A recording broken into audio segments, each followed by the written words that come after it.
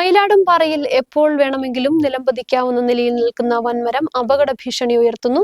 ദിനംപ്രതി നൂറുകണക്കിന് വിനോദസഞ്ചാരികളടക്കം കടന്നുപോകുന്ന മയിലാടുംപാറ രാജാക്കാട് പാതയിലാണ് അപകട ഭീഷണി ഉയർത്തി മരം നിൽക്കുന്നത്.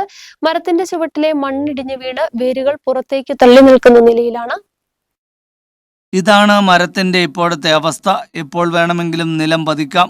തൊട്ടടുത്തായി നിരവധി വീടുകളും നൂറുകണക്കിന് വാഹനങ്ങൾ സഞ്ചരിക്കുന്ന പാതയുമാണ്. വലിയ ഭീതിയിലാണ് ജനങ്ങൾ ഇവിടെ കഴിഞ്ഞുകൂടുന്നത്.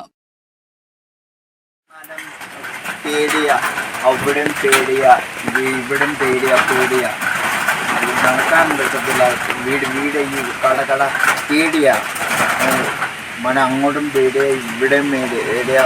മഴ കാട് പോവുക.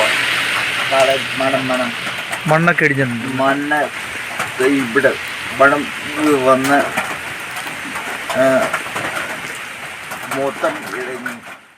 കേന്ദ്ര സർക്കാർ സ്ഥാപനമായ ICRIയുടെ ഉടമസ്ഥയിലുള്ള മരമാണ് അപകട ഭീഷണി ഉയർത്തുന്നത്. അടിയന്തരമായി മരം മുറിച്ചുമാറ്റി അപകടം ഒഴിവാക്കണമെന്നാണ് നാട്ടുകാരുടെ ആവശ്യം. മരം വീട് മൊത്തം പോയി, മണ്ണ് ഒടിച്ചു പോയി. മുന്നോ നാളെ മഴയും